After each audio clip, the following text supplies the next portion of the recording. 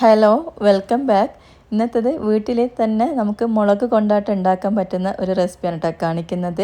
നമ്മൾ കടയിൽ നിന്നൊന്നും വാങ്ങേണ്ട ആവശ്യമില്ല. വീട്ടിൽ തന്നെ നമുക്ക് നല്ല ടേസ്റ്റി ആയിട്ടുള്ള മുളക് കൊണ്ടാട്ടം വളരെ എളുപ്പത്തിൽ ഉണ്ടാക്കിയിട്ടെടുക്കാൻ പറ്റും. വീട്ടിൽ ഉമ്മ കുറച്ച് കൃഷിയെല്ലാം ഉണ്ട് കേട്ടോ. കുറച്ചെല്ലാം നമുക്ക് നന്നായിട്ട് തന്നെ കൃഷി ചെയ്യാറുണ്ട്. വീട്ടിലെ സ്ഥലം ഇല്ലെങ്കിലും ഉമ്മ റോഡിൻ്റെ സൈഡിലായിട്ടും ഉള്ള സ്ഥലങ്ങളിൽ എല്ലാം നമുക്ക് ചെറുതായിട്ട് വീട്ടിൽ ആവശ്യമായിട്ടുള്ള പച്ചക്കറികളെല്ലാം ഉമ്മ ഉണ്ടാക്കാറുണ്ട്. അപ്പോൾ ഈ ഒരു ടൈപ്പ് മുളക് ഉണ്ടാകുന്ന ടൈമിൽ ഉമ്മ ഉണ്ടാക്കുന്ന മുളക് കൊണ്ടാട്ടത്തിൻ്റെ റെസിപ്പിയാണ് കേട്ടോ കാണിക്കുന്നത്. പലതരത്തിലുള്ള മുളകെല്ലാം വീട്ടിലുണ്ട് കേട്ടോ. അതിൽ ഉമ്മ എന്തെല്ലോ സ്പെഷ്യലായിട്ടുള്ള വളങ്ങളെല്ലാം ജൈവ വളങ്ങളെല്ലാം ഉണ്ടാക്കാറുണ്ട്. നമുക്ക് പറിച്ചാൽ മതിയാവാത്ത അത്രയും കാന്താരിയെല്ലാം ഉണ്ടാവും. ഇത് മാത്രമല്ല ഇളവൻ, കുമ്പളങ്ങ, വെണ്ടക്ക, ചീര അങ്ങനെ പലതരത്തിലുള്ള കൃഷികൾ ഉമ്മ ഉണ്ടാക്കാറുണ്ട്. അപ്പം അതിൻ്റെയൊക്കെ മാഷാ അല്ലാ ഇത്രയും മുളകില്ലേ ഒറ്റൊരു തൈയിൽ നിന്ന് കിട്ടിയതാണ് കേട്ടോ. ഒരു മുളകിൻ്റെ ചെടിയിൽ നിന്ന് കിട്ടിയതാണ് ഇത്രയും കാന്താരി മുളക്. ഇനി നമുക്ക് എന്തായാലും നമ്മുടെ മുളക് കൊണ്ടാട്ടം എങ്ങനെ ഉണ്ടാക്കുന്നതെന്ന് നോക്കാം.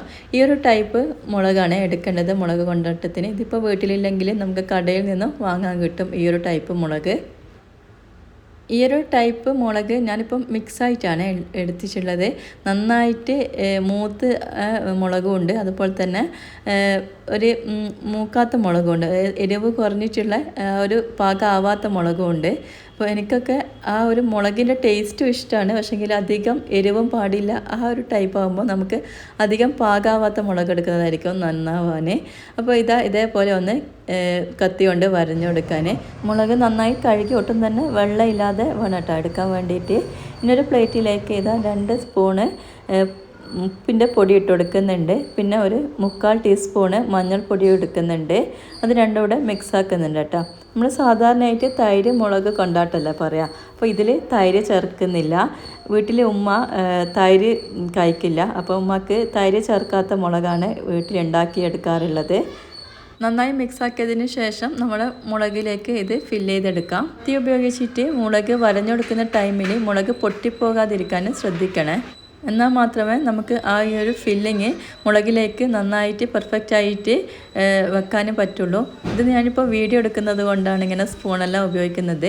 കൈ കൊണ്ട് തന്നെ ഫില്ല് ചെയ്യുന്നതായിരിക്കും നന്നാവാൻ. ഇനി ഈ ഒരു ടൈപ്പ് മുളക് നിങ്ങൾക്ക് കിട്ടുന്നില്ലെങ്കിൽ കാന്താരി മുളകിലോ അല്ലെങ്കിൽ നമ്മൾ സാധാ കറിക്കൊക്കെ ഉപയോഗിക്കുന്ന മുളകില്ലേ, അപ്പോൾ അതിലും ഈ ഒരു ഫില്ലിങ് നല്ല ടേസ്റ്റ് ഉണ്ടാവും കേട്ടോ ഉണക്കിയെടുത്താൽ.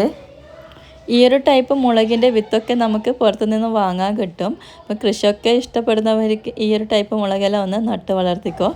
ഇതെല്ലാം മുളകിലും ഫില്ലിങ് ചെയ്തിട്ടുണ്ട് കേട്ടോ. ഇനി നമുക്കിതൊന്ന് ഉണക്കിയെടുക്കണം. ഉണക്കാനായിട്ട് ഒരു തുണി വിരിച്ചിട്ടുണ്ട്. ടെറസിലാണ് ഉണക്കിയെടുക്കുന്നത്. ഇനി അതിലേക്ക് ഓരോന്നായിട്ട് മുളക് തട്ടാതെ വെച്ച് കൊടുക്കണം. വെയിലിനനുസരിച്ചിട്ട് 2, 3, 4 ദിവസം നമുക്കിങ്ങനെ ഉണക്കിയെടുക്കണം കേട്ടോ. എനിക്കിപ്പം ഒരു 3 ദിവസം കൊണ്ട് തന്നെ നന്നായിട്ട് ഉണങ്ങി വന്നിട്ടുണ്ട്. കുറേ ദിവസം ഉണക്കി നമ്മൾ അധികം അങ്ങ് ഡ്രൈ ആയി പോകരുത് കേട്ടോ. ഇപ്പോൾ ഒരു പെർഫെക്റ്റ് ആയിട്ട് തന്നെ കിട്ടിയിട്ടുണ്ട്. നമുക്ക് ഒന്ന് പൊരിച്ചെടുത്ത് നോക്കാം. നിങ്ങൾക്ക് കാണുമ്പോൾ തന്നെ മനസ്സിലാവുന്നുണ്ടാവും നമ്മൾ കടയിൽ നിന്നെല്ലാം വാങ്ങുന്ന ആ ഒരു ടൈപ്പിൽ തന്നെ ആയി കിട്ടിയിട്ടുണ്ട് കേട്ടോ. ഇതിൽ തൈര് ചേർത്തിട്ടില്ല എന്നേ ഉള്ളൂ. പക്ഷേ ടേസ്റ്റിലൊന്നും വലിയൊരു മാറ്റമൊന്നുമില്ല. തൈര് കഴിക്കാത്തവർക്കെല്ലാം ഇതേപോലെ ഒന്ന് ഉണ്ടാക്കി നോക്കിക്കോ. അപ്പം നിങ്ങൾക്ക് ഇഷ്ടമായിട്ടുണ്ടെങ്കിൽ സബ്സ്ക്രൈബ് ചെയ്ത് സപ്പോർട്ട് ചെയ്യണേ എൻ്റെ ചാനൽ. അപ്പോൾ ഇൻഷാ അല്ലാഹ് മറ്റൊരു നല്ല വീഡിയോ ആയിട്ട് കാണാം. അസ്സലാമു അലൈക്കും.